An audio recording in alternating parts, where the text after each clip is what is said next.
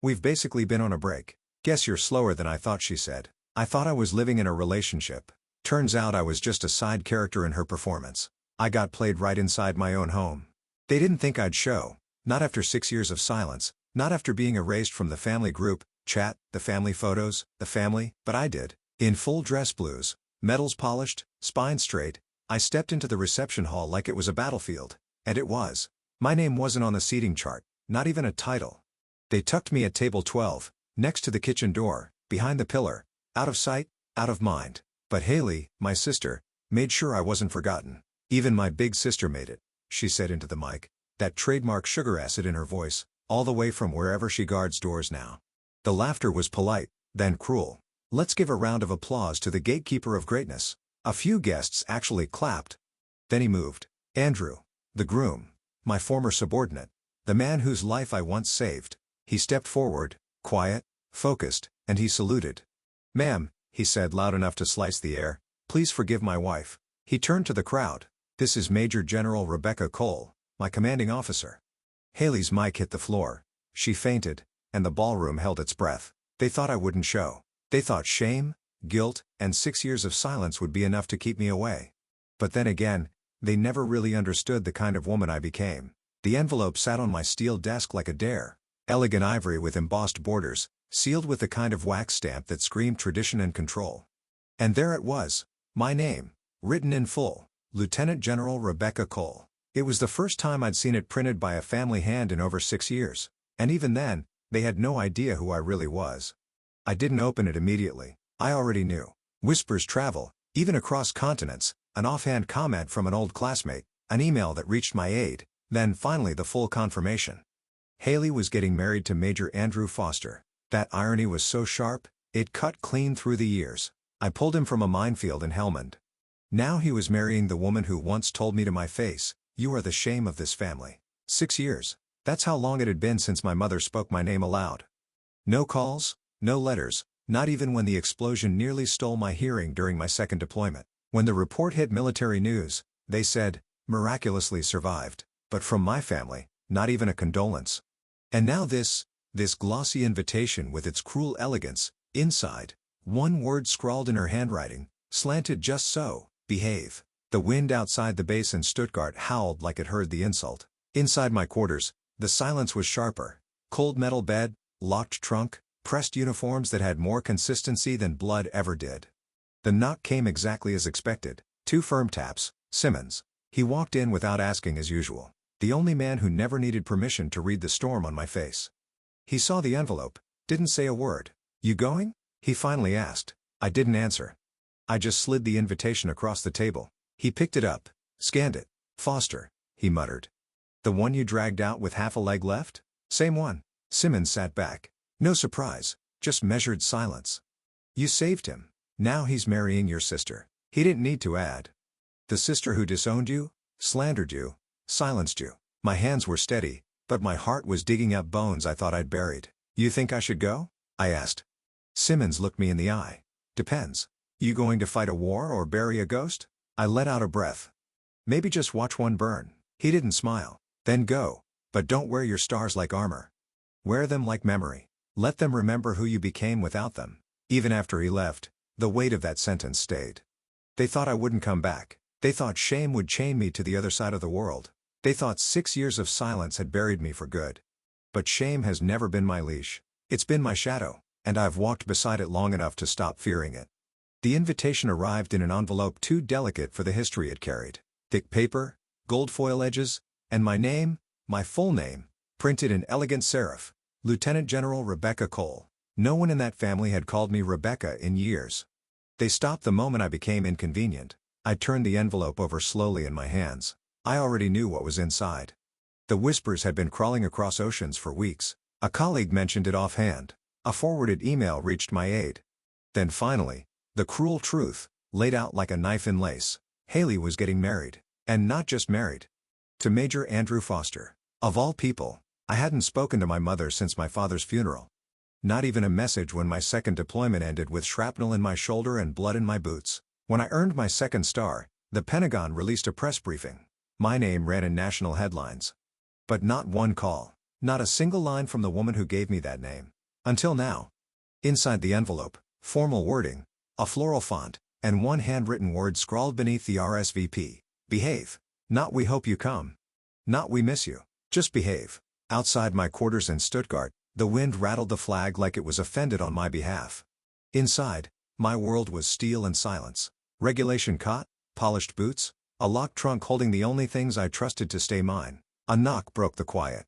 2 sharp raps. Simmons. He stepped in without waiting for permission. He never needed it. He'd known me since I was a hard-eyed captain with too much discipline and not enough forgiveness. He saw the envelope on the desk and said nothing for a moment. Then, "You going?" I didn't answer, just pushed the invitation across the desk. He read the name. His eyebrows didn't even twitch. "Foster," he muttered. "That's the one from Helmand, right? The minefield?" "Same one." Simmons leaned back. That silence again. Not awkward, just deliberate. "Measured." "You saved his life," he said. "And now he's marrying your sister." The understatement of the decade. I nodded. My voice didn't rise. "Yep. You think I should go?" I asked. He studied me like a general assesses a battlefield. "Depends. You going there to fight a war? Or bury a ghost?" I gave a quiet laugh. "Not the kind that lifts weight. The kind that sinks deeper. Maybe just watch one burn." He didn't smile. "Then go," he said, voice low. "But don't wear your stars like armor. Wear them like memory. Let them remember who you became without them." When he left, I stood at the window overlooking the drill field. A new batch of recruits ran clumsy drills in fresh fatigues. Loud, eager, untested. They reminded me of myself before I learned that some wars start in your own kitchen. I turned from the window and walked to the closet. There it was, my dress uniform. Still perfectly pressed. Untouched since the funeral. They buried my father with full Marine honors, 21-gun salute, flag folding, and brass that echoed through stone. But no one saved me a seat. My mother didn't even meet my eyes. Haley glanced once, cold and unreadable, then turned away. Afterwards, Barbara Cole touched my forearm and hissed, "You shouldn't have worn the uniform. You made it about you." I didn't argue. I walked out. And I didn't come back. Until now, this wasn't a reunion. It was a reckoning. And I was ready. Booking the flight took less time than deciding to open the envelope. A red-eye from Stuttgart to DC. One layover in Frankfurt. No return ticket. I didn't tell my driver. Didn't inform base command. Didn't update the calendar. This wasn't protocol. It was personal. As the plane cut through the Atlantic sky, the stewardess offered me champagne when she saw the ribbons on my uniform. I declined. Asked for water. I didn't want celebration. I wanted clarity. Landing at Dulles felt surreal, like stepping into someone else's life. The air smelled of fresh wax and antiseptic. I moved through customs without pause. My military ID had that effect. Invisibility, oddly enough, made things faster. I'd barely cleared the terminal when my phone buzzed. Unknown number. I almost let it go. Then curiosity, or maybe something older. "Hello? Well. You actually came, Haley." Her voice hadn't changed. Still that syrupy lilt over steel. She could coat poison in honey better than anyone. I didn't respond.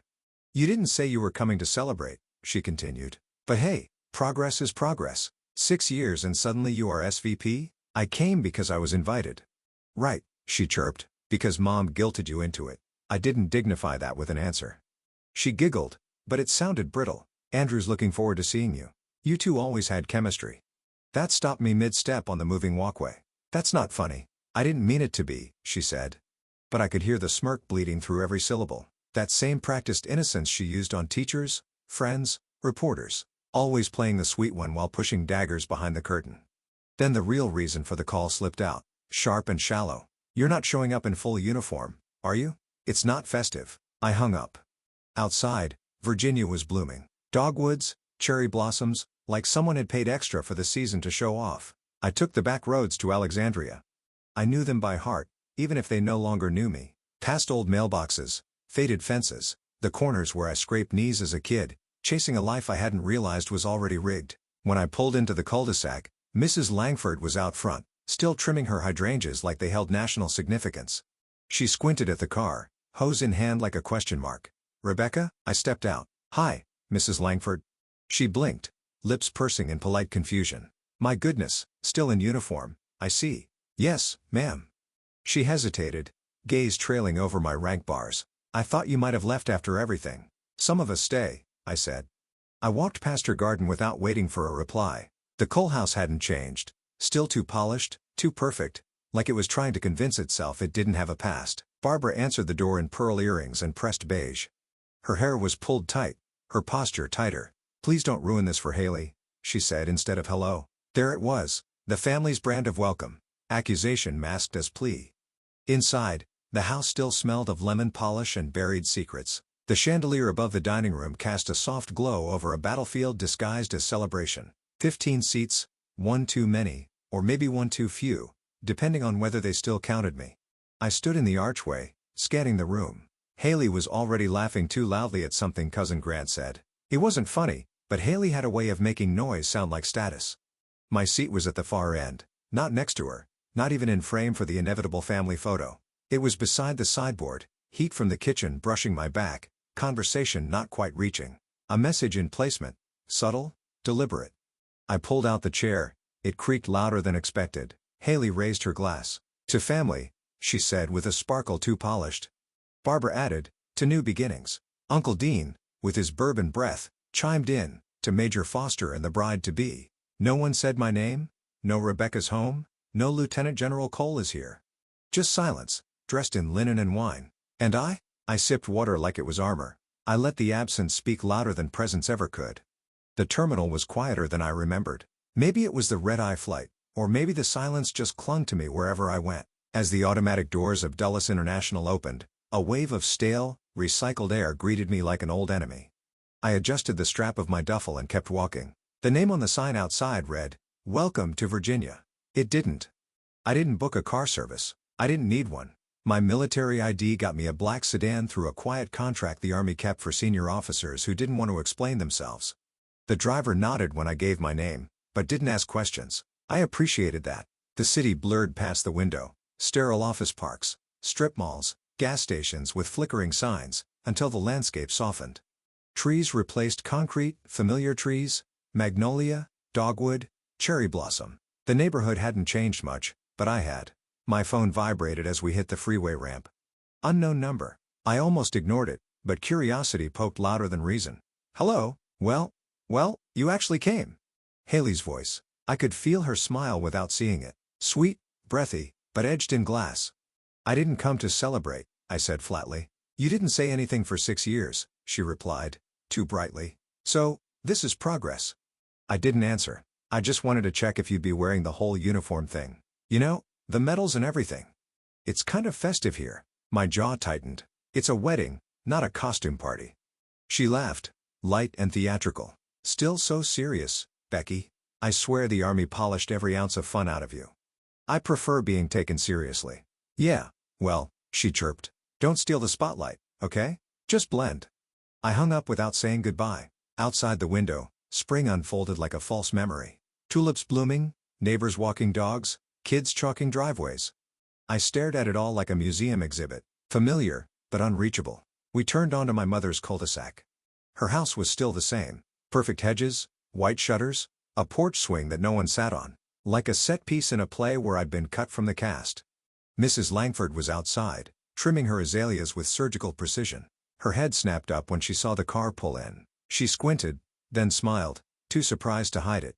"Rebecca," she called. "My goodness, you're still military?" "Yes, ma'am," I said, stepping out. "Well, I thought, after everything, you might have retired or disappeared."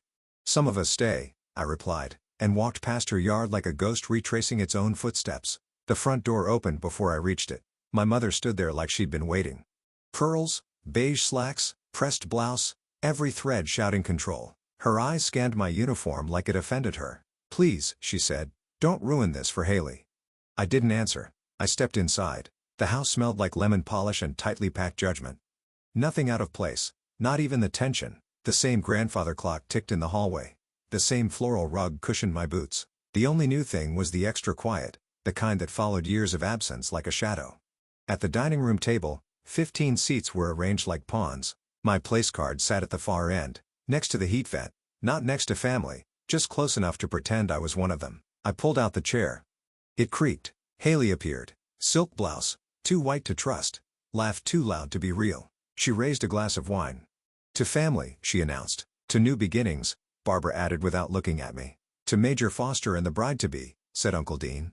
No one said my name. No one acknowledged the rank on my collar, not even a nod, just silence, polished and served cold. I took a sip of water.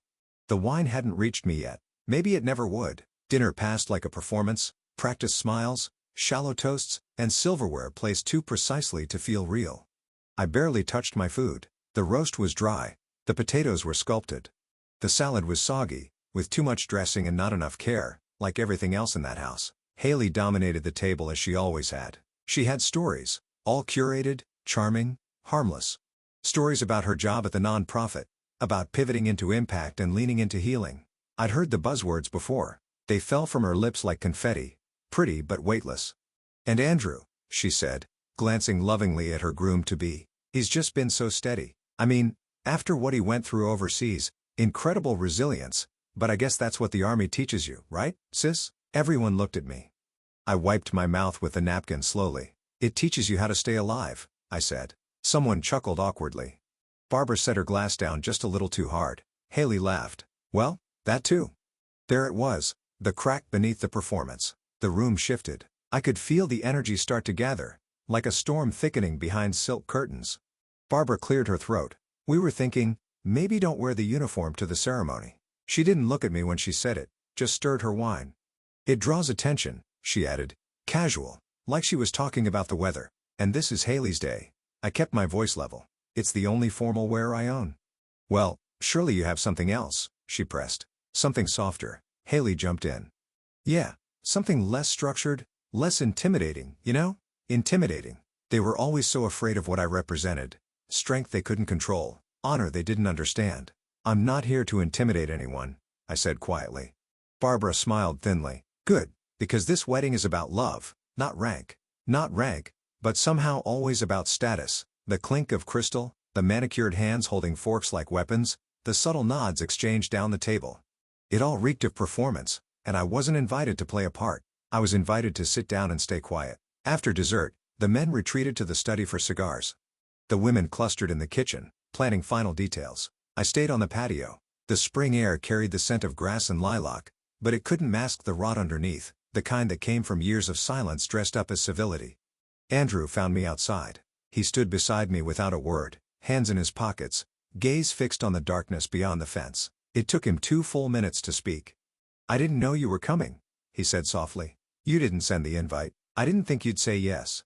I turned to face him. Did you want me here? He didn't answer. Instead, he asked, do you remember Helmand? I stared at him. The sand, the heat, the blood.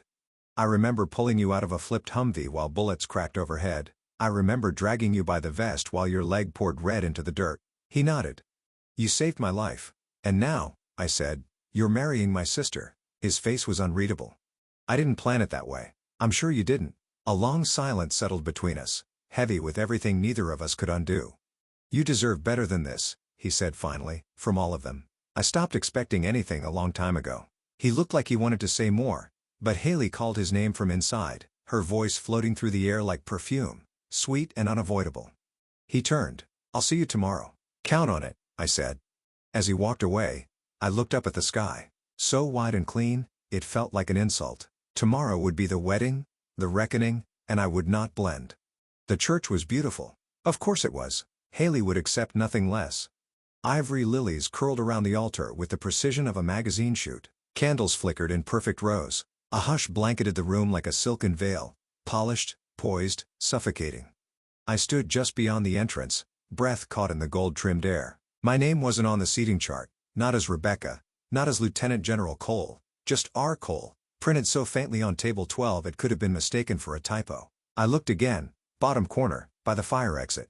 Of course, that morning, as my mother handed me a plate of melon I hadn't asked for, she murmured without looking up, "You'll be at the back, for everyone's sake." A photographer brushed past me, didn't look, didn't pause, his lens aimed at Haley, laughing with bridesmaids radiant in designer white, the entire event sculpted around her.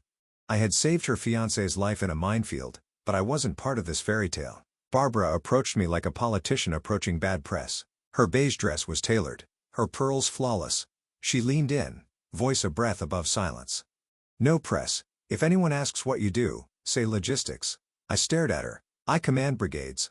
And you're here, she whispered. As a guest, don't confuse things. Before I could respond, another photographer clicked past me like I was made of air. Barbara melted into the crowd. I found my seat. It wasn't difficult, just follow the silence. No friends, no family greeting me with warmth, just a waiter placing the wrong napkin at my plate and saying non-drinking guest. I didn't correct him. From across the room, Haley floated like a flame, kissing cheeks, receiving compliments like confetti. Andrew followed her, glass in hand, posture clean, eyes scanning the room. For 1 second, they landed on me. No smile, no nod, just recognition and maybe shame. Then he looked away. When the music shifted, the guests stood. I stayed seated until the last possible moment. I wasn't here to perform. I wasn't part of the story. Haley walked down the aisle to a hymn no one heard. People sighed, phones tilted. I watched Andrew. He stood straight, expression unreadable. He never looked back. The ceremony was fast, polished, sanitized, no room for surprises. When the priest called for close family to join the couple for a final blessing, I instinctively rose, not out of duty, just habit. But before I could step into the aisle, I felt her fingers. Barbara's hand gripped just below my elbow, gentle, firm, her voice barely audible. Let's not confuse things. This is Haley's day. The breath caught in my chest wasn't surprise. It was memory. I looked at her hand, then at the aisle. Haley was kneeling.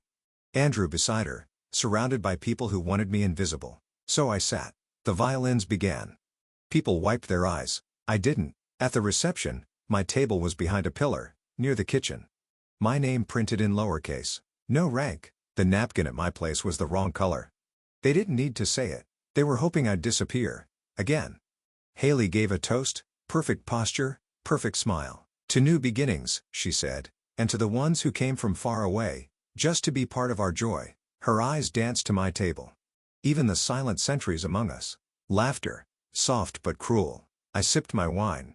It tasted like duty. Then she said it, into the mic. Honestly, who'd have thought she'd show up? She guards doors for a living. Who'd want her at the head table? The room erupted. Polite laughter, of course. Sharp, controlled, complicit. I didn't flinch. Not because it didn't hurt, but because I knew what was coming. Andrew had already turned to me. His glass was down. His hand still. He took one step forward. The laughter hadn't even faded before Andrew moved. One step. Not rushed. Not casual.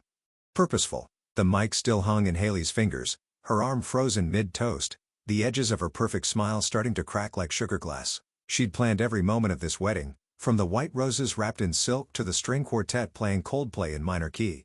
But this? She hadn't planned this. Andrew took another step. The buzz of conversation died, cut mid-breath. Someone dropped a fork. A child whispered, "What's he doing?" Andrew didn't stop until he was directly in front of me. The entire room turned with him. I stayed seated. He stood tall, cleared his throat, and then, without flourish or hesitation, he saluted. Crisp, a military salute. Not a half-hearted gesture of courtesy. Not something for show. It was a declaration. The air inside the room shifted. You could hear fabric rustle, breathing halt. "Ma'am," he said, his voice steady, trained, unmistakably clear. "Please forgive my wife." Haley flinched like someone slapped her. He turned, gaze sweeping the crowd.